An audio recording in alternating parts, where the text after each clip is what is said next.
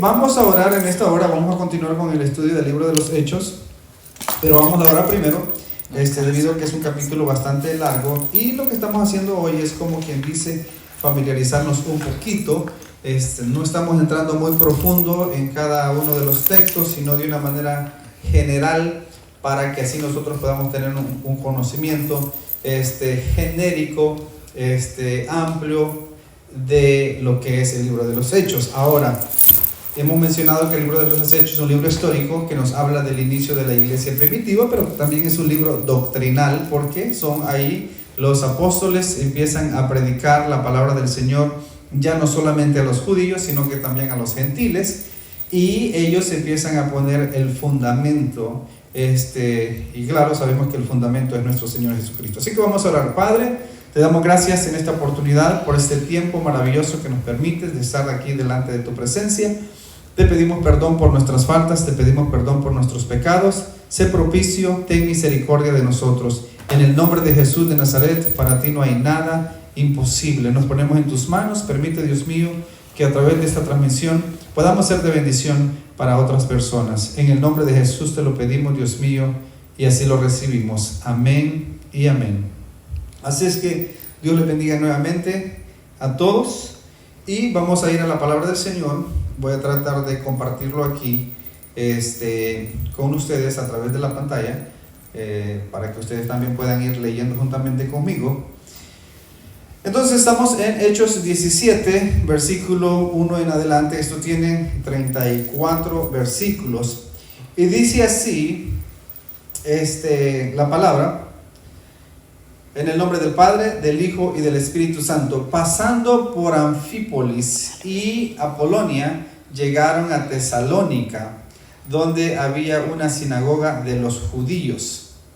Y Pablo, como acostumbraba, fue a ellos, y por 3 días de reposo discutió con ellos, declarando y exponiendo por medio de las Escrituras que era necesario que Cristo padeciese y resucitase de los muertos, y que Jesús, a quien yo os anuncio, decía él, es el Cristo. Ahí tenemos un momento para hacer una pausa en esos 3 versículos. En estos momentos nos encontramos todavía nos encontramos en el segundo viaje misionero de Pablo, del apóstol Pablo. Este es el segundo viaje misionero del apóstol Pablo. Vemos que en el primer viaje misionero ellos regresaron cuando en Antioquía tuvieron que mandar una carta, más bien tuvieron que llevar un reporte al concilio a Jerusalén, por la situación que estaba pasando, que algunos de los fariseos que se habían convertido, pero no sabemos qué tan convertidos estaban, querían imponerle a los gentiles, a los que no eran judíos, la circuncisión. Entonces los hermanos de esta iglesia enviaron a Pablo y a Bernabé a Jerusalén, al concilio, a los apóstoles y a los ancianos. Entonces Pedro les contó, estaban orando todos unidos para ver cómo iban a resolver este problema, y vemos que orando ellos todos juntos, Pedro les narra, el apóstol les narra cómo fue lo que sucedió con Cornelio, que el Espíritu Santo, que Dios no hizo ninguna diferencia entre los judíos y los gentiles, sino que de la misma manera que derramó el Espíritu Santo con los judíos, derramó el Espíritu Santo con los gentiles, hablando de Cornelio, porque Cornelio también en Cornelio también se hablaron nuevas lenguas. Y cuando dice lenguas, vuelvo y repito, se refiere a idiomas, no se refiere a frases, palabras que carecen de significado. Dijo el apóstol Pablo: seguramente hay muchos idiomas en el mundo, pero ninguno de ellos carece de significado. Así que, así como el libro de los Hechos, la iglesia primitiva hablaron nuevas lenguas, que eran idiomas, hablaron nuevos idiomas sin haber tenido que estudiar, ¿verdad? Eso es increíble, era una obra algo sobrenatural. Lo mismo sucedió con Cornelio también.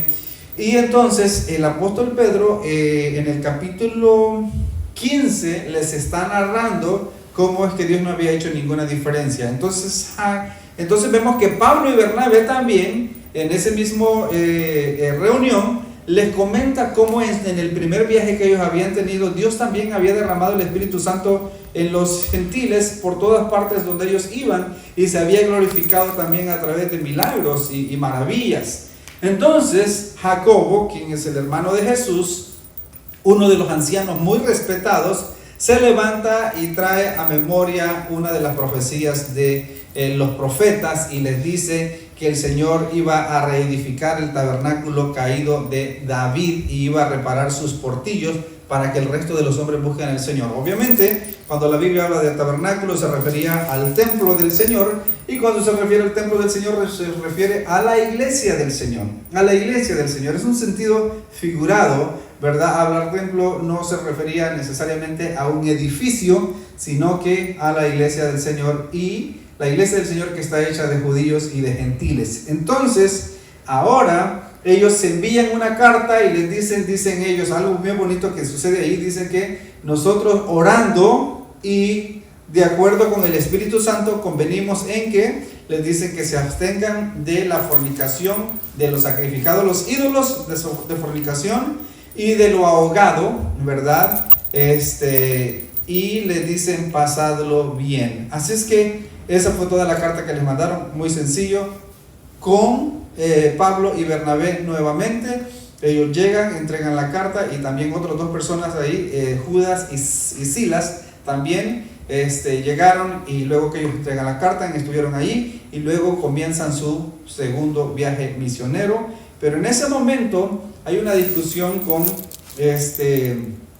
Bernabé y Pablo, porque Juan Marcos quería ir con ellos, que es sobrino de Bernabé, pero como Marcos en el primer viaje se había ido, había abandonado la misión, entonces Pablo no quiso llevarlo, y bueno, una discusión ahí con ellos. Resulta que Bernabé y Marcos salieron para Chipre, y luego Pablo sale con Silas, con otro compañero, para seguir en este segundo viaje, y ahí es donde nos encontramos en estos momentos.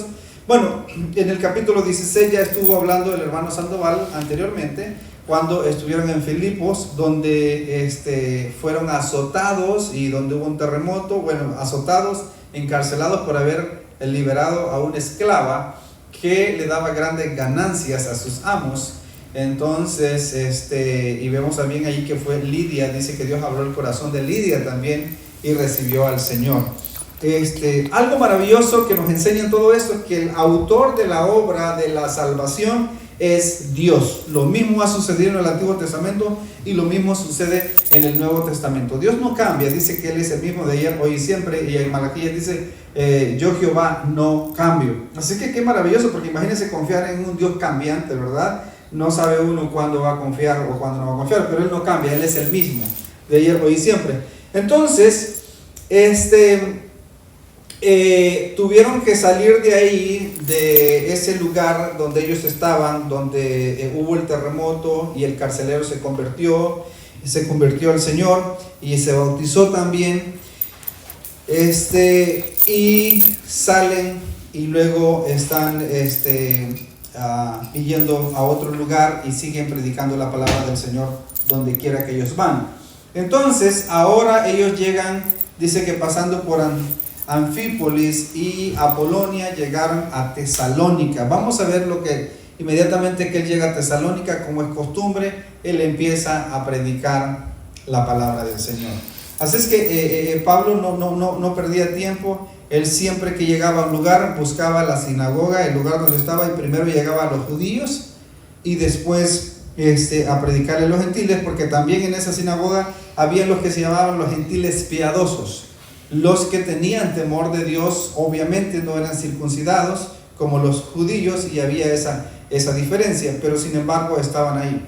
Entonces, Pablo dice que les enseñaba. Lucas, en estos primeros versículos que acabamos de leer, no nos narra exactamente todo lo que Pablo les enseñaba, pero de una manera abreviada nos dice lo que él les decía en esos 3 días de reposo que les predicó, que eran 3 semanas, pero probablemente fue mucho más tiempo.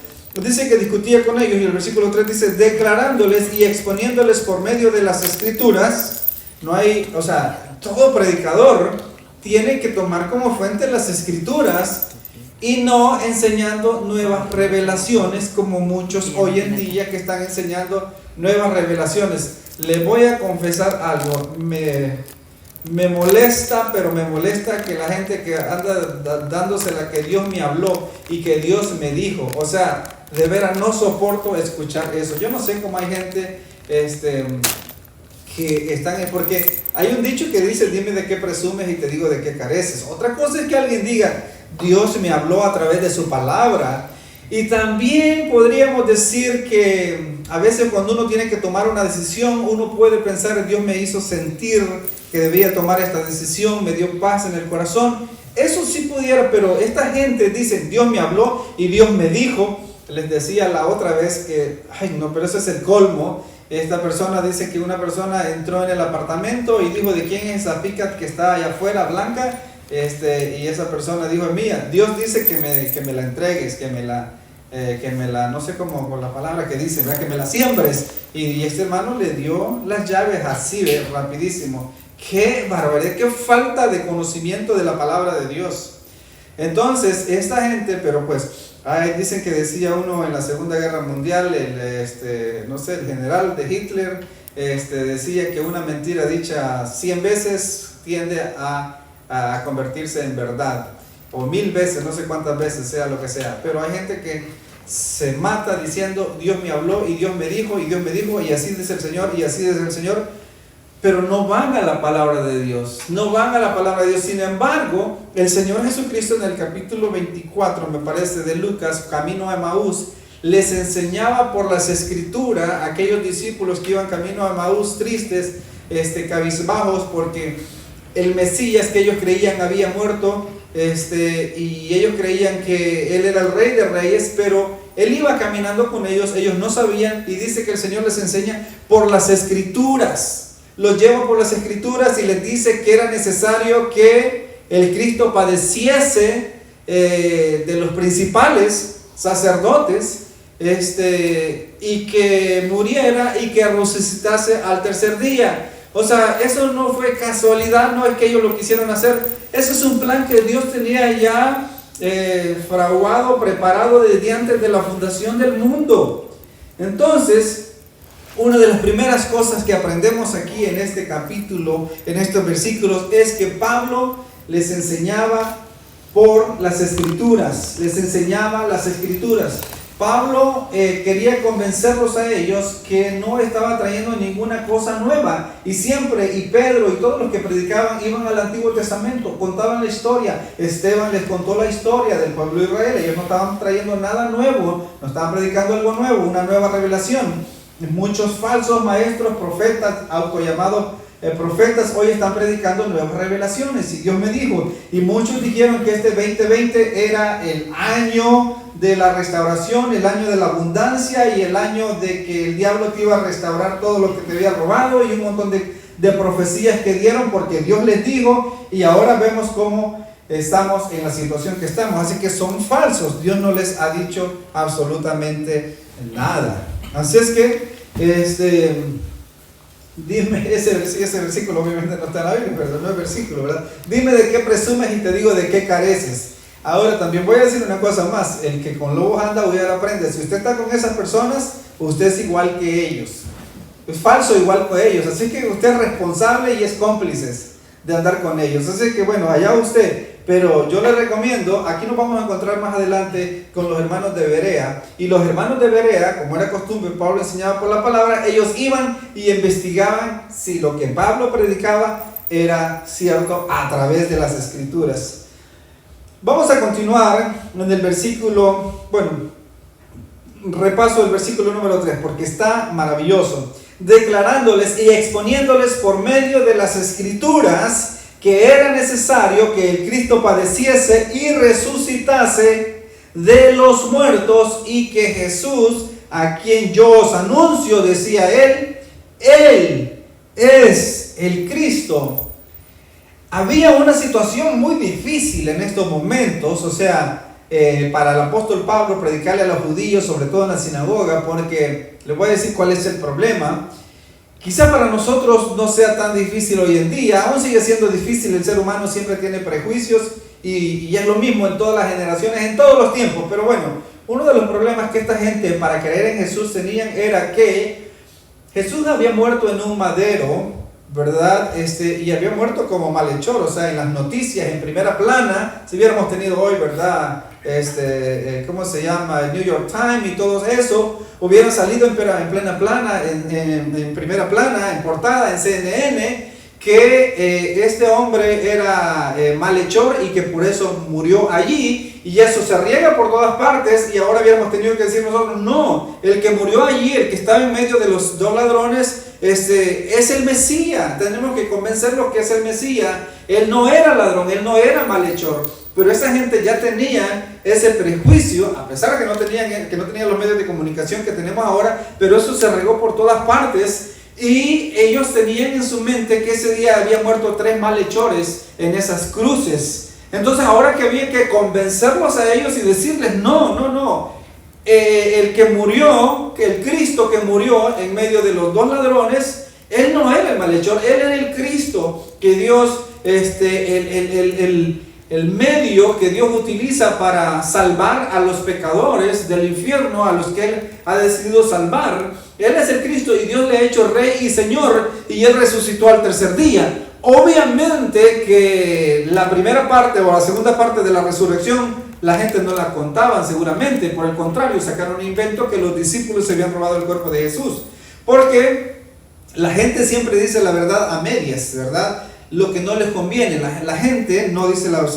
noticias y todo eso, nunca dice la verdad completa, sino a medias. Entonces, él tiene que utilizar las escrituras y firmemente decirles que ese que murió en la cruz del Calvario, porque estaba escrito que el que muriera en un madero, en una cruz, era maldito, ¿verdad? Era un malhechor, por eso estaba en esa situación. Y claro, el Señor llevó la maldición nuestra en esa cruz, en ese madero. Él murió en nuestro lugar. Así es que, pero como digo, ese mal concepto había que cambiarlo. Y obviamente solo a través de la Escritura y con la ayuda del Espíritu Santo eso podía pasar para convencer a esos judíos de que no era un malhechor, que Él es el Rey de Reyes y Señor de Señores y que resucitó al tercer día. Yo creo que no vamos a poder avanzar mucho en este capítulo hoy, pero bueno.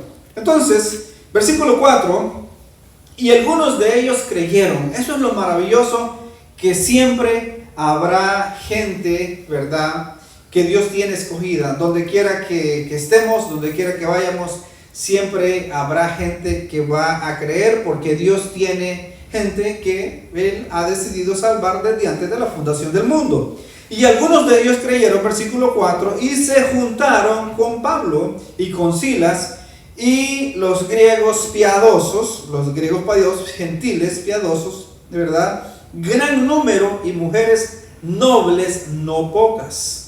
5. Entonces los judíos que no creían, teniendo celos. Eso era de esperarse, porque siempre que alguien sea genuino predicando la Escritura, la palabra de Dios como está, siempre habrá oposición. Una de las cosas que yo he aprendido es que en esto de la palabra de Dios, de la doctrina de Dios, no se puede ser político.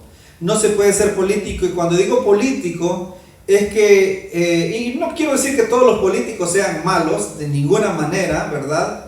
No estoy diciendo que todos los políticos sean malos, pero lo que quiero decir es que por lo regular los políticos tienden a querer caer bien con todo el mundo, ¿verdad? Porque la posición de ellos depende de los votos de la gente. En ese ramo así sucede y así funcionan las cosas. Obligadamente tienden a querer quedar bien con todo el mundo y usan la política y la acomodan a modo de quedar bien con todo el mundo. Pero en la palabra de Dios, un predicador no puede ser político y tratar de quedar bien con todo el mundo. Algunos que lo hacen, pero en nuestro caso, en nuestro ministerio, nosotros amamos a todo el mundo, obviamente, pero lamentablemente nosotros no podemos ir con la corriente. Todo porque la mayoría, o sea, ¿dónde vas, Vicente? Ahí va toda la gente y yo también voy allí. No puede ser así. Nosotros tenemos que apegarnos a las Escrituras. Y si eso nos va a costar algunas amistades o que no le caigamos bien a la gente, pues eso es complicado, pero eso va a ser el precio que vamos a tener que pagar. Pero no podemos ser políticos o tratar de caer bien con toda la gente. En este caso con Pablo, algunos creyeron y se juntaron con él, pero otros de verdad se arrollaron las mangas y dijeron, aquí va a haber problemas, y se pusieron celosos y hubieron problemas, y siempre fue así en todo lugar que Pablo iba. Así que la oposición es inevitable, los celosos es inevitable, o sea, van a estar allí. Entonces ya nosotros tenemos que estar conscientes de que eso va a ser así. A Pablo a este punto a Pablo ya lo habían apedreado, ya lo habían dejado como muerto en otra ocasión, en otro lugar.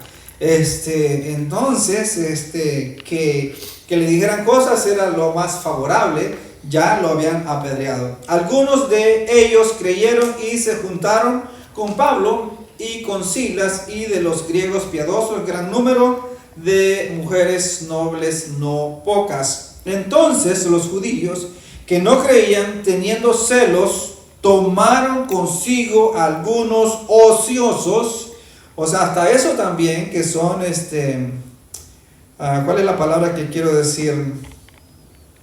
¿Cuál es la palabra que quiero decir, hombre? No tienen el valor de hacerlo solos, sino que buscan las bandas, se me escapó la palabra, pero son callejeros, bandoleros, y se juntan con otro grupo, ¿verdad? No quieren hacerlo solo, o sea, esta gente. Entonces, dice que entonces los judíos que no creían, teniendo celos, tomaron consigo algunos ociosos, porque no tienen valor de hacer las cosas solas, tomaron consigo algunos ociosos. Hombres malos, y especifica aquí, hombres malos, y juntando una turba, ¿verdad? Alborotaron a la ciudad y asaltando la casa de Jasón. Jasón se cree que quiere decir, que es lo mismo que decir Josué, ¿verdad? Procuraban sacarlos al pueblo,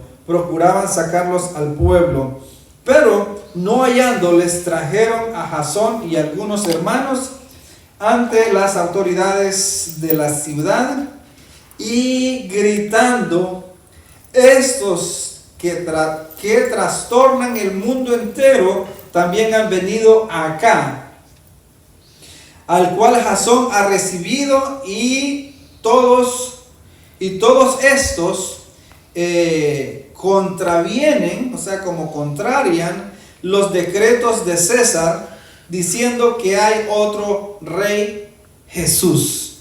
O sea, estos mareros, ¿verdad? Como mareros, ¿verdad? Y con esa turba, lo mismo hicieron con Jesús, hicieron una turba, hicieron una revuelta, porque de esa manera tienden a sofocar las autoridades y que los principales pierdan el control, y porque solo no pueden hacer mucho, siempre son así montoneros. Es la palabra que quería decir, son montoneros, ¿verdad? Entonces, eso es lo que hicieron ellos. Fueron a buscar a Pablo, ¿verdad? Y a Silas, pero los hermanos los escondieron, les llegó el aviso a ellos que los venían para arrastrarlos, para llevarlos. Pero como no los encontraron a Jasón, ¿verdad? Y algunos hermanos. Sigue diciendo la historia. Y los argumentos que traen es que estos trastornan al mundo. Sí, es verdad, el evangelio tiene que ser así. El evangelio verdadero incomoda a la gente. Si no incomoda a la gente, nos incomoda a nosotros mismos también, ¿verdad?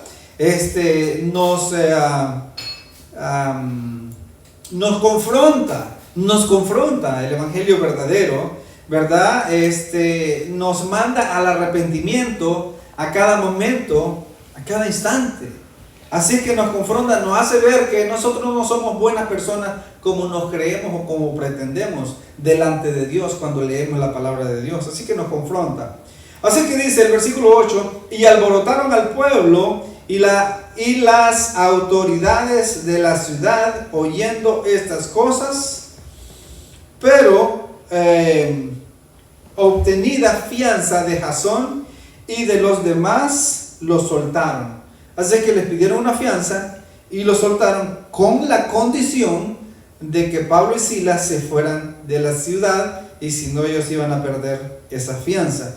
Así que los soltaron. Así son estos montoneros, ¿verdad? Hicieron esa revuelta para interrumpir la predicación y para querer parar, detener el avance del evangelio, y siempre ha sido así. Lo mismo sucedió en la iglesia primitiva. Fueron por todas partes, por Samaria, por todas partes, predicando el evangelio, por esa envidia, por ese celo desmedido que tienen con el evangelio. Lo mismo está sucediendo hoy en día, como en China, Corea y otros países. Estos países islámicos odian el evangelio y decapitan a las personas que predican el evangelio. Eso no ha cambiado. Yo sé que para nosotros que vivimos en los Estados Unidos es difícil creer en esto, porque no vemos personas que están decapitando por causa del evangelio hoy en día. Sin embargo, en esos países sí lo están haciendo, y siempre ha sido así en todos los tiempos. Sin embargo, eso no quiere decir que eso no pueda cambiar en cualquier momento, o también que el evangelio no esté siendo amenazado con esto de las agendas y todas esas cosas, ¿verdad? Hay un odio por la iglesia, por la iglesia del Señor, pero eso siempre ha sido así. El Señor dijo: en el mundo tendréis aflicciones, pero no temáis, yo he vencido al mundo. Así es que ahora, entonces, Pablo y Silas se ven obligados a huir a otro lugar, forzosamente, porque Pablo estaba dispuesto hasta dar su vida. Los misioneros siempre están dispuestos a dar todo, ¿verdad? Gracias a Dios por los misioneros, porque ellos están dispuestos a dar hasta su propia vida por el evangelio. Están en peligros. Pablo fue uno de los que en peligros de ríos, en peligros de malos hermanos, en peligros del pueblo, de toda clase de gente, ¿verdad? Entonces versículo 10 sigue diciendo, versículo 10: inmediatamente los hermanos enviaron de noche a Pablo y a Silas hasta Berea. Probablemente tuvieron que caminar, según el comentario bíblico, unos 2 días y 1 noche, y ellos, habiendo llegado, entraron en la sinagoga de los judíos, lo mismo que habían hecho ahí. Van y predican, o sea, son unos hombres incansables, van a lo que van, no andan de vacaciones, no andan explorando, no andan divirtiéndose, sino que van a lo que van. Entonces llegan a Berea, porque los hermanos los bajaron de noche, los sacaron de noche para que ellos pudieran escapar. Entonces sigue, y ahora nos dice: y ellos, habiendo llegado, entraron en la sinagoga de los judíos. Vean lo que Lucas nos enseña en el versículo 11. Este es un versículo que lo escuchamos muchas veces lo escuchamos, pero es impresionante cómo Lucas se detiene para destacar esta parte importante de los hermanos de Berea. Estos eran más nobles que los que estaban en Tesalónica, pues recibieron la palabra con toda solicitud, escudriñando cada día las escrituras para ver si estas cosas eran así. Estos eran más nobles que los de Tesalónica, escudriñando, ¿verdad? Recibieron la palabra con solicitud, escudriñando las escrituras todos los días para ver si estas cosas que Pablo les predicaba eran así. Esa debe de ser la postura, la actitud, el deseo de cada uno de nosotros los creyentes. Leía un día de estos, leía algo que dice más o menos así: si no lees la Biblia, tienes que creerle a todo lo que te digan, así dice, ¿verdad? Si no lees la Biblia, estás obligado a creer todo lo que te digan, ¿verdad? Si no lees, estás obligado a creer todo lo que te digan. Y les voy a decir una cosa, siendo honestos, muchos hemos estado en esos zapatos. Yo estuve por muchos años en esos zapatos también, o sea, sí tenía esa hambre, ese deseo de querer saber, pero solo está escuchando, uno está oyendo y está oyendo. Y muchas veces uno deja pasar el tiempo. O sea, que pasa que, no sé, pero uno tiene que ser responsable y decir, bueno, déjame ver, o sea, y vamos a estudiar, vamos a investigar a ver qué es lo que sucede. Es la única manera que uno puede saber si va por el camino correcto o está en un terreno pantanoso. Escudriñando la Biblia por su propia cuenta y claro, aprendiendo de gente que sabe también. Así que estos hermanos no era que estaban desconfiando de Pablo, pero ellos querían saber. Pablo, como dijimos al principio, no estaba enseñando algo nuevo, estaba enseñando las escrituras y ellos confirmaban que lo que Pablo decía estaba en las escrituras. Pablo no estaba enseñando una nueva revelación, como lo dijimos, sino que estaba enseñando las escrituras, por lo tanto era digno de creerse, de recibirlo. Así es que, hermanos, los hermanos de Berea resaltan por esta parte que Lucas ve interesante y la escribe. Imagínense que Lucas hubiera pasado por alto este detalle. No, él se aseguró que apareciera ahí para que nosotros aprendamos de los hermanos de Berea. Mucha gente, pero mucha gente, sobre todo en esas iglesias de la prosperidad, solo van y oyen y cantan y oyen, pero nunca leen la palabra de Dios. Solo las nuevas revelaciones que les dan. Y por eso hay tantas sectas. Porque no leen la palabra del Señor. Por ejemplo, hay un ejemplo de este señor César Vidal, un hombre que tiene un conocimiento extraordinario. En un tiempo él fue testigo de Jehová. Entonces, pero un hombre que sí se come los libros, que lee desde los 6 años, dice que leía, pero muchísimo. Entonces leyendo la Biblia de los testigos de Jehová y comparándola con la Biblia, incluso en hebreo, ¿verdad? En el idioma original, se da cuenta que no era honesto lo que estaba escrito en la Biblia de los testigos de Jehová, y pues se da cuenta, él mismo leyendo la Biblia se da cuenta que lo que la Biblia verdadera o del original, ¿verdad? Dice, no es compatible, o sea, con lo que los otros están enseñando. Entonces así fue como él pudo salir de la secta de los testigos de Jehová. Entonces uno tiene que leer por su propia cuenta. Nuevamente voy a repetir eso que leímos. Si no lees la Biblia, ¿cómo dicen? Tienes que creer todo lo que te digan. Si no lees la Biblia, tienes que creer todo lo que te digan, porque algo tienes que creer. Así es que 12, versículo 12 dice: así que creyeron muchos de ellos y mujeres griegas de distinción y no pocos hombres, o sea, bastantes también, ¿verdad?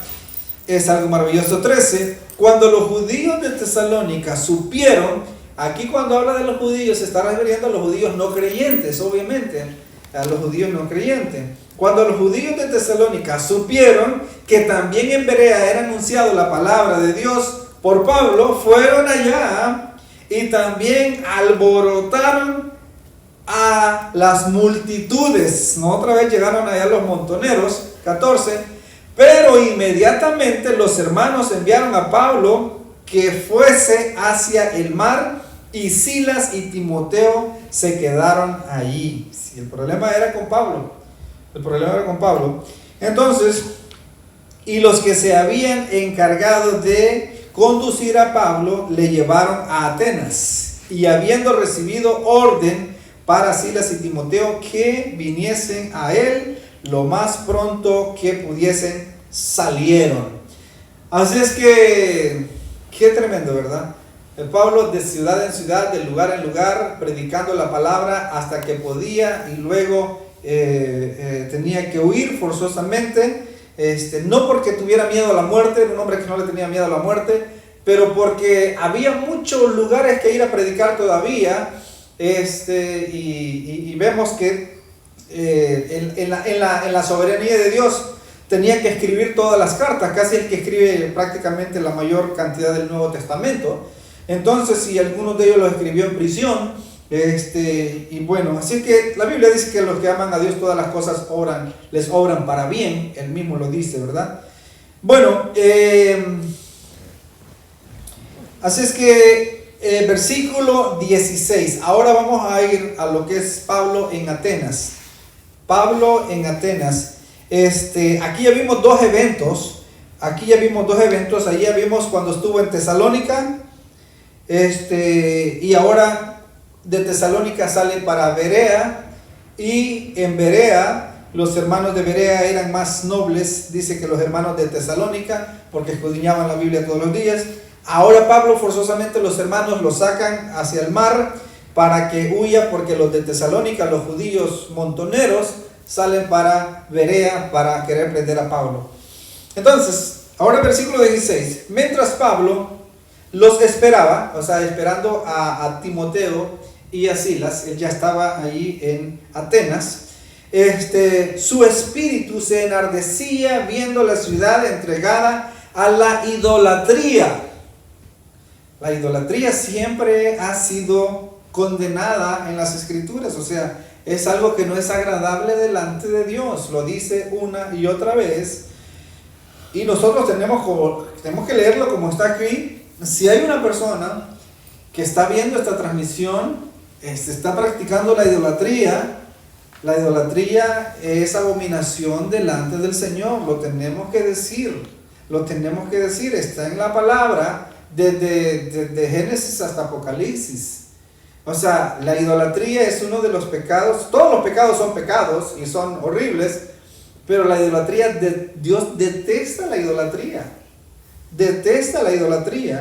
Entonces, esta ciudad de Atenas, ahí había muchos filósofos, gente muy preparada, pero tenían cantidad de dioses, de deidades y ídolos, ¿verdad?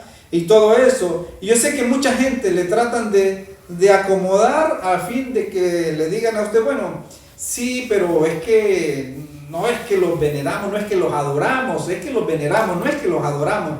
Bueno, la Biblia dice, ni siquiera te inclinarás a ellas. O sea, Dios, no podemos confiar en un Dios que se puede ser hecho de mano, con mano, de oro, de plata o de piedras. O sea, eso es abominación a Dios. Lo dice la palabra una y otra vez. Israel, cada vez que se volvieron a la idolatría, a sirviendo a dioses que por naturaleza no son dioses, fueron castigados, fueron entregados a otras naciones una y otra vez. Y este mundo sigue haciendo lo mismo hoy en día. El mundo no ha cambiado, el mundo sigue igual. Entonces, y Dios va a demandar eso de las personas. Voy a leer 16 nuevamente porque es interesante. Antes de ir al 17. Mientras Pablo los esperaba, esperando a Pablo y a Silas y a Timoteo, en Atenas, su espíritu enardecía viendo la ciudad entregada a la idolatría. Así que discutía en las sinagogas con los judíos y piadosos, y en la plaza cada día con los que concurrían en la plaza, en el mercado, ¿verdad? En todo lugar. 18. Y algunos filósofos de los epicúreos y de los estoicos disputaban con él, y unos decían, ¿qué querrá decir este palabrero? Esto también se puede decir en otras palabras, ¿qué querrá decir este charlatán? Hablando de Pablo. Aquí estaban hablando de Pablo como de una manera burlesca, ¿verdad? Ellos se creían muy preparados, muy elocuentes, ¿verdad? De mucho conocimiento, y eso es lo que están diciendo. Y otros parece que es predicador de nuevos dioses, porque les predicaba el evangelio de Jesús y de la resurrección. Ahora, aquí los epicúreos, también los estoicos, los epicúreos, ellos no creían en la resurrección. Ellos creían que la persona, una vez que muere, incluso el alma se desvanece y desaparece, y hasta ahí llegó. Entonces, para convencerlos, a los judíos era difícil convencerlos que Jesús era el Cristo, que no era un malhechor que murió en la cruz del Calvario, pero que la maldición que le había llevado era por nosotros. Ahora esto habría que convencerlos que la resurrección, ¿verdad? Dios resucitó a Cristo de los muertos, pero ellos no creían en la resurrección. entonces es como toparse con piedra, pero solo la obra de Dios y del Espíritu Santo es que podía cambiar esos corazones. 19, dice que les hablaba del Evangelio de Jesús. Dice que Pablo les predicaba el Evangelio de Jesús y de la resurrección.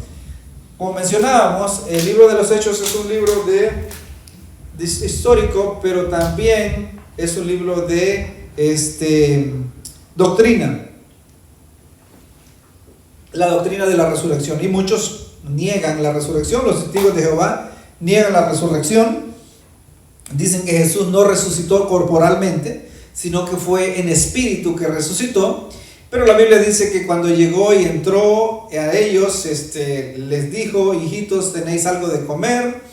Y ellos le dieron un pedazo de pescado asado y miel, y un panal de miel.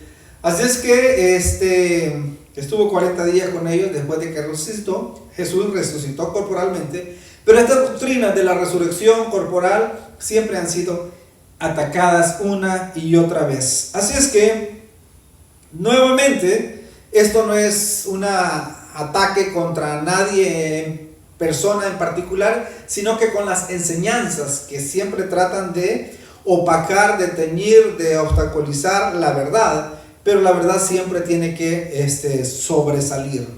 Así que versículo 19 dice: y tomándole le trajeron al Areópago, diciendo: ¿podremos saber qué es estas nuevas enseñanzas que hablas? Pues traes a nuestros oídos cosas extrañas.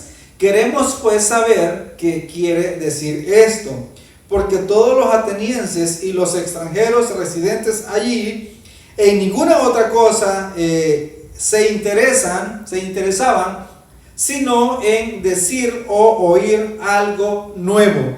Ese era un lugar donde ellos se reunían, los más cabezones, los más de mayor conocimiento, los más preparados, se reunían en ese lugar para ver qué era lo nuevo, ¿verdad? Obviamente no había televisión, no había internet, no podían estarlo viendo. Entonces se reunían en un lugar, y en ese lugar llegaba gente de todas partes y traían nuevas de diferentes lugares de lo que había pasado en otros países, en otros lugares.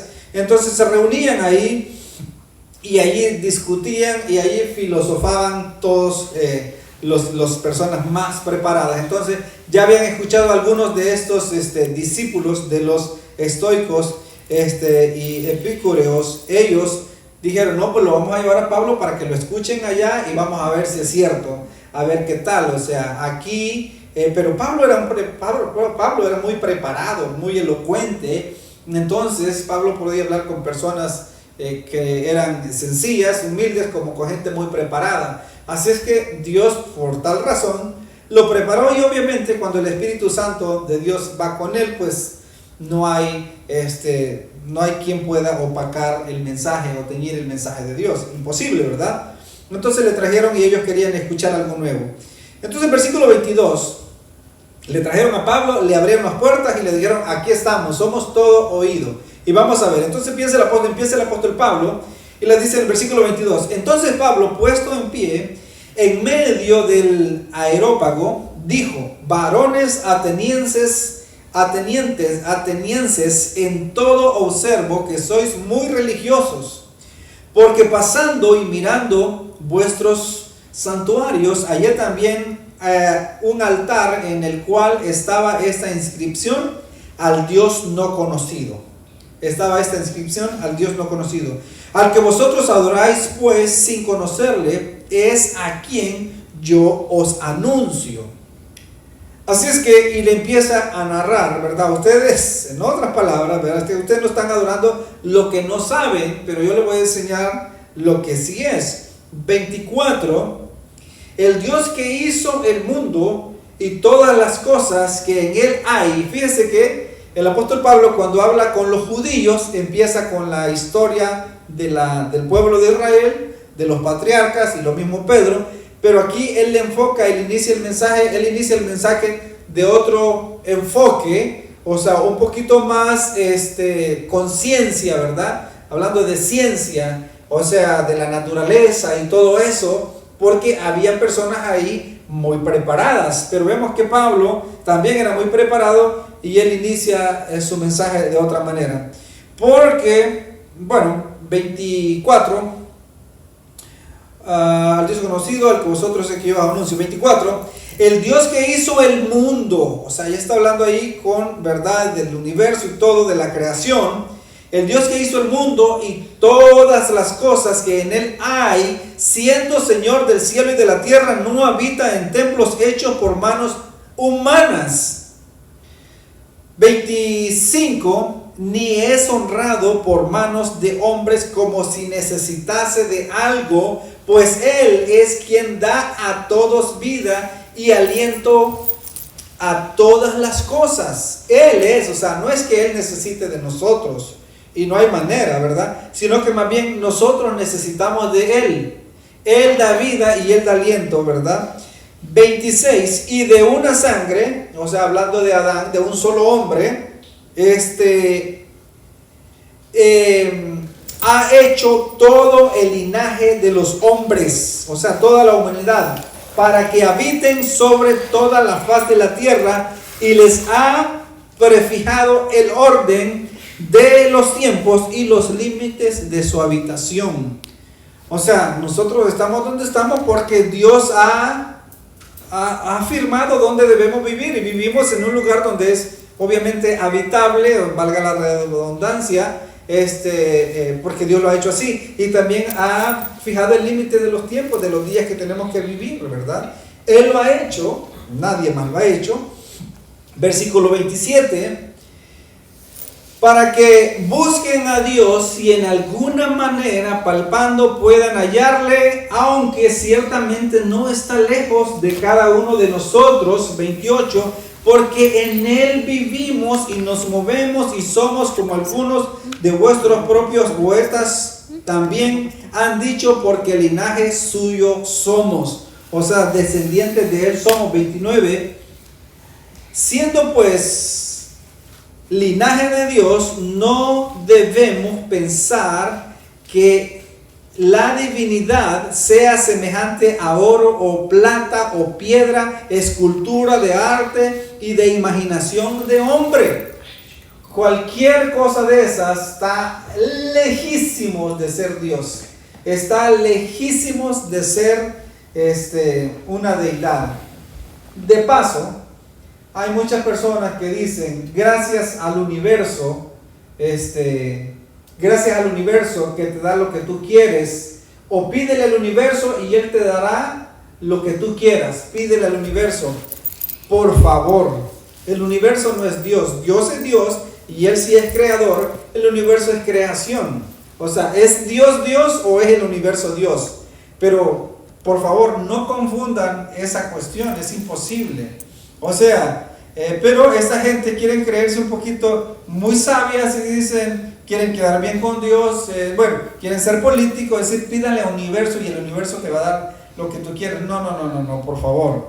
El universo es creación de Dios como nosotros somos creados. Dios es el único que puede hacer cosas grandes, cosas maravillosas. El único que nos ha dado la vida y nos puede dar la vida y nos puede, ¿verdad? Dar lo que necesitamos. Nadie más, incluso el universo, Él lo ha puesto para que habitemos en Él, ¿verdad? La tierra, el mundo, el aire, el oxígeno, el agua, la lluvia, ¿verdad? Entonces dice que no debemos de pensar como algo como oro, plata o piedra, escultura, imaginación de hombre. Es imposible. O sea, ¿por qué? Porque si eso es así, imposible que pudo haber hecho un mundo tan maravilloso, un ídolo, una escultura. Imposible que pudo haber hecho eso. Los planetas, el sistema solar, la distancia entre el sol y la tierra, la luna, la marea, algo maravilloso, las estrellas, ¿verdad? Entonces dice el versículo, aquí viene el cierre del mensaje. Era un poquito tiempo que le dieron a Pablo para decir estas palabras así rápido, pero claro que sí, como el carpintero dando cada martillazo en el clavo, impresionante.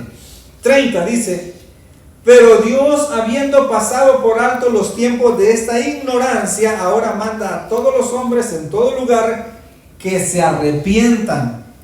que se arrepientan. Si fuiste creado en un hogar donde se practica la idolatría, donde se practican otras religiones que no van de acuerdo a la palabra de Dios, ese es el mensaje de la palabra de Dios, que te arrepientas. Que te arrepientas. ¿Por qué? Ahora nos va a decir el apóstol Pablo por qué tienes que arrepentirse. ¿Por qué tenemos que arrepentirnos? Versículo 31. Por cuanto ha establecido un día, y ese día va a llegar porque va a llegar. Todos los días que Dios ha predestinado, ha preparado, han llegado porque han llegado. ¿Verdad? Él predestinó un día que Jesús iba a morir en la cruz del Calvario, y así fue, y también predestinó que un día iba a resucitar, y también así sucedió. Ahora ha predestinado un día donde habrá un juicio final, y lo habrá, ese día llegará porque llegará. Entonces dice, por cuanto ha establecido un día en el cual juzgará al mundo con justicia, juzgará al mundo con justicia, por aquel varón a quien él designó, dando fe. Esto quiere decir como probando, ¿verdad? O demostrando, dando fe a todos con haberle levantado de los muertos. Con haberle levantado de los muertos. Esto chocaba con ellos porque ellos no creían en la resurrección, ¿verdad? Entonces, pero aquí el apóstol Pablo les está diciendo con haberle levantado a los muertos, o sea, con haberlo resucitado al tercer día. 32. Bueno, aquí termina cuando Pablo termina estas palabras en el versículo 31. Allí ellos ya, los opositores, los que estaban celosos, los que se creían mucho, ¿verdad? Aquí ya llegan al punto y le dicen tiempo, se acabó el tiempo, no hay más tiempo. Entonces, pero vemos cómo lo que sucede al final, ya estamos finalizando. 32. Pero cuando oyeron lo de la resurrección de los muertos, unos se burlaban, y así pasa hoy en día. Cuando escuchan el mensaje de la palabra de Dios, algunos se burlan, algunos no creen en la resurrección, algunos no creen que un día estarán de pie delante de Dios y serán juzgados por sus obras. Algunos no creen, pero eso es lo que la palabra del Señor enseña en Apocalipsis, capítulo 20, versículo 12 en adelante, ¿verdad? Y vi los muertos pequeños de pie ante Dios, pequeños y grandes. Fíjese, los muertos de pie, ¿usted puede creer eso? Los muertos de pie ante Dios, ¿por qué? Porque hay resurrección, unos para vida eterna y otros para condenación. Así es que algunos toman, la palabra que quiero decir, toman como a juego esta clase de doctrinas o esta clase de enseñanzas, no le ponen importancia, pero es la realidad, aquí el apóstol Pablo lo está diciendo. Entonces algunos se burlan como estos se burlaban de Pablo hoy en día, o hacen caso omiso al consejo de la palabra de Dios. Pero bueno, allá ellos y Dios. Dicen ellos, pero cuando oyeron lo de la resurrección de los muertos, unos se burlaban y otros decían, ya te oiremos acerca de esto otra vez. Sí, ya te oiremos acerca de esto otra vez, como manera de burla. Y así Pablo salió de en medio de ellos, aparentemente,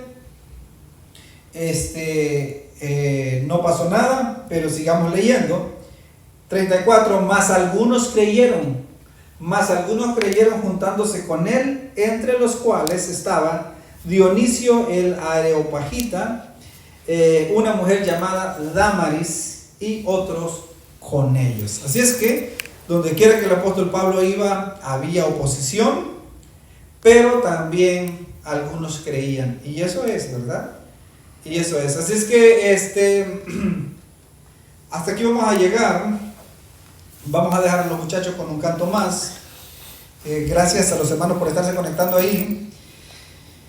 Wow, a mí me ha encantado este capítulo 17. Bueno, todo está muy interesante, pero me ha encantado. Yo espero que usted también lo esté gozando, lo esté disfrutando. Una y otra vez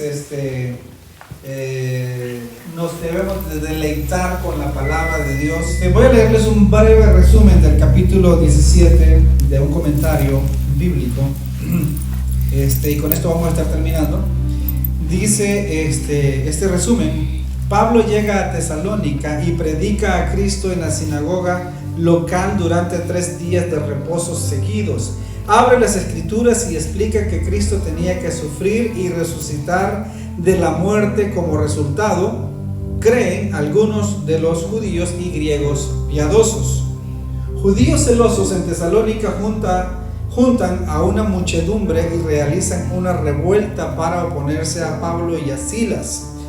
Los van a buscar a casa de Jasón, pero no lo hallan. Arrastran entonces a Jasón y a otros creyentes ante los magistrados, pero Pablo y Silas escapan viajando a Berea. Allí los misioneros predican en la sinagoga. Los bereanos estudian las escrituras para asegurarse de la confiabilidad de la predicación de Pablo. Muchos judíos y griegos prominentes creen. Los judíos de Tesalónica van a Berea en persecución de Pablo, y quien con sus compañeros viaja a Atenas. Pablo queda estupefacto al observar el grado de idolatría de Atenas. En las sinagogas predica a los judíos y a los griegos piadosos, y en el mercado enseña al público en general. Los filósofos epicúreos y los estoicos lo ridiculizan, pero lo llevan a una reunión del Areópago en el concilio gobernante. En esta reunión Pablo enseña la doctrina de la creación y cita a poetas griegos para probar el punto de que Dios ha creado al hombre. Llama a sus oyentes a arrepentirse porque, según les dice, Dios ha elegido a un hombre para que juzgue el mundo un día que Dios mismo ha fijado.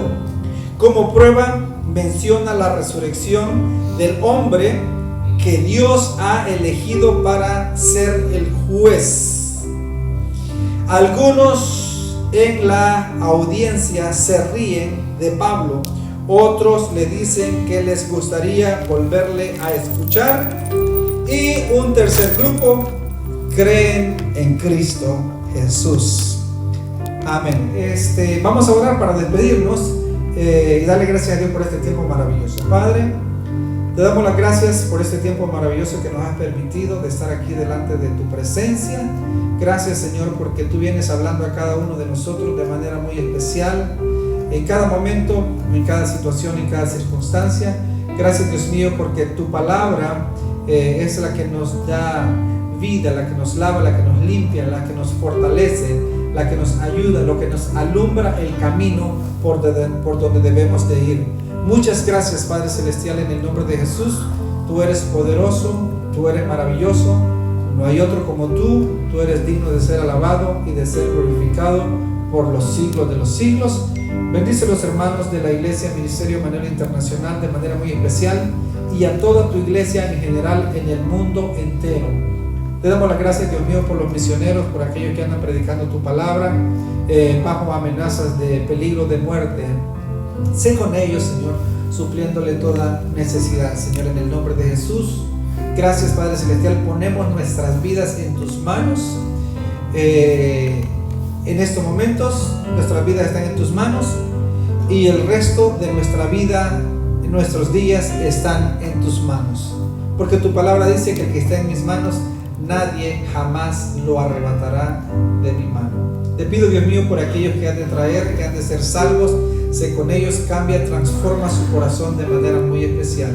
Ayúdanos, Dios mío, a ser sabios, sobre todo en esta situación que estamos viviendo en estos momentos. Ayúdanos, Dios mío, protégenos, Señor, en el nombre de Jesús te lo pedimos, Dios mío. Gracias, Padre Celestial, glorifícate en nuestras vidas de manera muy especial, te lo pedimos. Amén y amén. Muy bien, hermanos, así que muchísimas bendiciones. Nos vamos a estar escuchando primeramente Dios el domingo a las 2 de la tarde. Así que Dios les bendiga y hasta pronto.